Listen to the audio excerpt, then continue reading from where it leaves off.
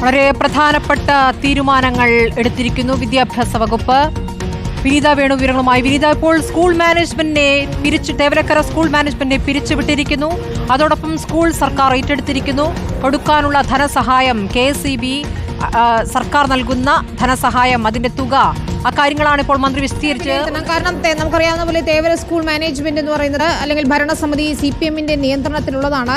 പക്ഷേ ഗുരുതര വീഴ്ചയുണ്ടായി എന്നുള്ള പൊതുവിദ്യാഭ്യാസ ഡയറക്ടറുടെ റിപ്പോർട്ടിന്റെ അടിസ്ഥാനത്തിലാണ് ഇപ്പോൾ സ്കൂൾ ഭരണസമിതി തന്നെ പിരിച്ചുവിട്ടുകൊണ്ട് സർക്കാർ സ്കൂൾ ഏറ്റെടുക്കുന്ന നടപടിയിലേക്ക് കാര്യങ്ങൾ എത്തിയിരിക്കുന്നത്. കേരള വിദ്യാഭ്യാസ നിയമപ്രകാരമാണ് സർക്കാരിന്റെ ഇടപെടൽ ഉണ്ടായിരിക്കുന്നതെന്നതും ശ്രദ്ധേയമാണ്. പൊതുവിദ്യാഭ്യാസ ഡയറക്ടറുടെയും മന്ത്രിയുടെയും പ്രതികരണം നമ്മൾ കേട്ടു. കൃത്യമായി നടപടിക്ക് ഇയാൾ അർഹനാണ്. ആരോപണങ്ങൾക്ക് കൃത്യമായി മറുപടി നൽകിയില്ല. ഗുരുതരമായ കൃത്യവിലോപമാണ് മാനേജർ R. തുളസീധരൻ പിള്ളയുടെ ഭാഗത്തു നിന്ന് ഉണ്ടായിരിക്കുന്നത്. അതുകൊണ്ട് തന്നെ മാനേജറെ അയോഗ്യനാക്കി. ഇതിന് പിന്നാലെയാണ് ഇപ്പോൾ കടുത്ത നടപടി എന്ന നിലയ്ക്ക് കാര്യങ്ങൾ വന്നിരിക്കുന്നത്. സ്കൂൾ സുരക്ഷ ഉറപ്പാക്കുന്നതിൽ മാനേജ്മെന്റിനും പ്രധാനാധ്യാപികയ്ക്കും ഗുരുതര വീഴ്ചയുണ്ടായി എന്ന് തന്നെയാണ് പൊതുവിദ്യാഭ്യാസ ഡയറക്ടറുടെ റിപ്പോർട്ടിൽ പറയുന്നത്. നിലവിൽ കൊല്ലം ജില്ലാ വിദ്യാഭ്യാസ ഓഫീസർക്ക് കൊല്ലം DOക്ക് ചുമതല നൽകിയിരിക്കുന്നു എന്നതാണ് ഏറ്റവും പ്രധാനം. നമുക്കറിയാവുന്ന പോലെ ഷോക്കേറ്റ് വിദ്യാർത്ഥി മരിച്ച ദിവസം തന്നെ മാനേജ്മെന്റിനെതിരെ ഗുരുതരമായ ആരോപണങ്ങൾ ഉയർന്നതാണ്. ആ സ്കൂളിന്റെ അവസ്ഥ നമ്മൾ കണ്ടതാണ്. പൊട്ടിപ്പൊളിഞ്ഞ നിലയിലുള്ള പല ക്ലാസ് റൂമുകളും നമ്മൾ കണ്ടതാണ്. കുട്ടികൾ സുരക്ഷിതരല്ലാതെ പഠിക്കുന്ന ഒരു സാഹചര്യം അതവിടെ കൃത്യമായി കണ്ടതുമാണ്. ആ സാഹചര്യത്തിൽ കൂടിയാണ് കടുത്ത നടപടിയിലേക്ക് സർക്കാർ നീങ്ങിയിരിക്കുന്നത്. മാത്രമല്ല സ്കൂൾ മാനേജ്മെന്റിനെ എതിരെ എന്ത് നടപടി സ്വീകരിക്കും, ഭരണസമിതി CPM-ന്റേതായതുകൊണ്ട് തന്നെ ഒരു നടപടി ഉണ്ടാകില്ലേ എന്ന തരത്തിലുള്ള ചോദ്യങ്ങളൊക്കെ ഒഴിവാക്കിക്കൊണ്ട് കൃത്യമായി സർക്കാർ ഇതിൽ ഇടപെട്ടിരിക്കുന്നു എന്നാണ് ഏറ്റവും നിർണായകമായ കാര്യം. വിദ്യാഭ്യാസ വകുപ്പ് സ്കൂൾ മാനേജ്മെന്റിനെ, അതായത് CPM ഭരണസമിതിയിലുള്ള മാനേജ്മെന്റിനെ തന്നെ പിരിച്ചുവിട്ടുകൊണ്ടുള്ള നടപടിയിലേക്ക് കടന്നിരിക്കുന്നു. സ്കൂൾ ഭരണം സർക്കാർ ഏറ്റെടുക്കുകയും ചെയ്യുന്നു എന്നാണ്.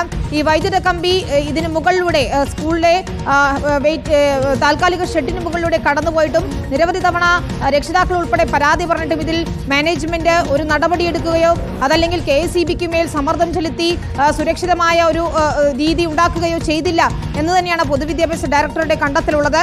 അതോടൊപ്പം ഈ സ്കൂളിന്റെ ഈ അറ്റകുറ്റപ്പണികൾ, ഈ തരത്തിൽ വല്ലാത്ത അനാസ്ഥയിൽ കിടക്കുന്ന സ്കൂളിന്റെ സംവിധാനങ്ങൾ മെച്ചപ്പെടുത്താനുള്ള നടപടികൾ മാനേജ്മെന്റ് ഫണ്ട് ഉപയോഗിച്ച് തന്നെ നടത്തുമെന്നുള്ള കാര്യം കൂടി വിശദീകരിക്കുകയാണ് വിനീത.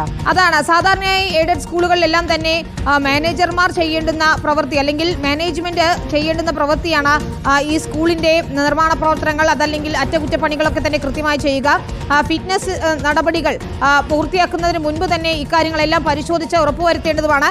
അന്ന് അപകടമുണ്ടായപ്പോൾ തന്നെ വിദ്യാഭ്യാസ മന്ത്രി ചോദിച്ചതാണ്, ഈ സ്കൂളിന് ആരാണ് ഫിറ്റ്നസ് കൊടുത്തത്?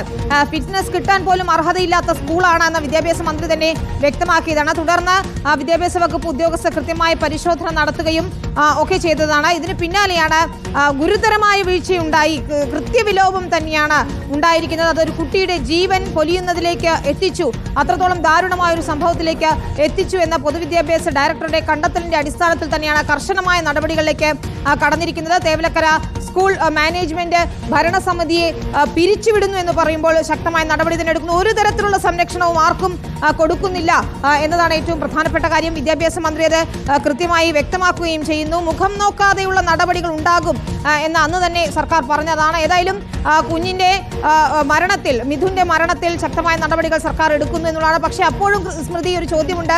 ഈ അനാസ്ഥ വരുത്തിയ KSEB ഉദ്യോഗസ്ഥർക്കെതിരെ എന്ത് നടപടിയെടുത്തു എന്നുള്ള ചോദ്യം ഇപ്പോഴും ബാക്കിയാണ്. KSEBയുടെ 10 ലക്ഷം രൂപ നഷ്ടപരിഹാര തുകയുടെ കാര്യം മാത്രമാണ് വിദ്യാഭ്യാസ മന്ത്രി പറയേണ്ടത്. വിദ്യാഭ്യാസ മന്ത്രി പറയുന്നു KSEBയുടെ വീഴ്ചയിൽ നടപടി പറയേണ്ടത് മന്ത്രി കൃഷ്ണൻകുട്ടിയാണല്ലോ. അതെ, എങ്കിൽ പോലും ഒരു സ്കൂളിൽ നടന്ന സംഭവമാണല്ലോ. അതിൽ ഏതെങ്കിലും തരത്തിൽ അന്വേഷണം KSEB നടത്തിയിട്ടുണ്ട്. വകുപ്പുകളുടെ ഒരു ഏകോപനം എന്ന നിലയ്ക്ക് ഇതിൽ KSEBക്ക് ഗുരുതരമായ അനാസ്ഥയുണ്ടായി, അതിൽ എന്ത് നടപടിയെടുത്തു എന്നുള്ള ചോദ്യത്തിന് ഇതുവരെയും ഉത്തരം നൽകാൻ സർക്കാരിന് കഴിഞ്ഞിട്ടില്ല. മാത്രമല്ല പോലീസിന്റെ കേസിനെ കുറിച്ച് ചോദിക്കുമ്പോൾ മന്ത്രി പറയുന്നു അത് പോലീസ് മനഃപൂർവ്വമല്ലാത്ത നരഹത്യക്ക് കേസെടുക്കുകയും അതിൽ അന്വേഷണം നടത്തുകയും ചെയ്യുന്നുണ്ടെന്ന് പറയുന്നു. പക്ഷേ അപ്പോഴും KSEB ഉദ്യോഗസ്ഥരെ സംരക്ഷിക്കുന്ന ഒരു നടപടിയാണോ സ്വീകരിക്കുന്നത് എന്നൊരു ചോദ്യം ഇപ്പോഴും ബാക്കിയാവുകയാണ്. വിദ്യാഭ്യാസ വകുപ്പിന് എടുക്കാവുന്ന എല്ലാ നടപടിയും, കർശന നടപടികളും എടുക്കുന്നുണ്ട്. സ്കൂൾ മാനേജ്മെന്റിനെ പിരിച്ചുവിടുന്നു, സ്കൂൾ ഏറ്റെടുക്കുന്നു. ഇനി അതിൽ കൊല്ലം കൊല്ലം DEO ഏറ്റെടുത്തുകൊണ്ട് മറ്റു തുടർ പ്രവൃത്തികൾ ആവശ്യമുണ്ടെങ്കിൽ അത് വിദ്യാഭ്യാസ വകുപ്പിന്റെ തന്നെ മേൽനോട്ടത്തിൽ തുടർ നടപടികൾ സ്വീകരിക്കുകയും ചെയ്യും. പക്ഷേ KSEB ഉദ്യോഗസ്ഥർക്കെതിരെ, അതായത് നിരവധി തവണ പരാതിപ്പെട്ടിട്ടും ഇതിൽ നടപടിയെടുക്കാത്ത KSEB ഉദ്യോഗസ്ഥർക്കെതിരെ എന്ത് നടപടിയാണ് വരാൻ പോകുന്നത് എന്ന് ഇപ്പോഴും വ്യക്തമല്ല. അതിൽ അന്വേഷണ റിപ്പോർട്ട് കാത്തിരിക്കുന്നു എന്നാണ് കഴിഞ്ഞ ദിവസവും വൈദ്യുത മന്ത്രി പറഞ്ഞത്. അതിൽ അസിസ്റ്റന്റ് എഞ്ചിനീയർ ഉൾപ്പെടെയുള്ളവർ പങ്കെടുത്ത യോഗങ്ങൾ ഉണ്ടായിരുന്നു. അതിലൊക്കെയും ഈ വിഷയങ്ങൾ ഉയർന്നു വന്നിട്ടുണ്ടോ, അല്ലെങ്കിൽ KSEBയുടെ ശ്രദ്ധയിൽപ്പെട്ടിട്ടും നടപടി എടുക്കാത്തതാണോ?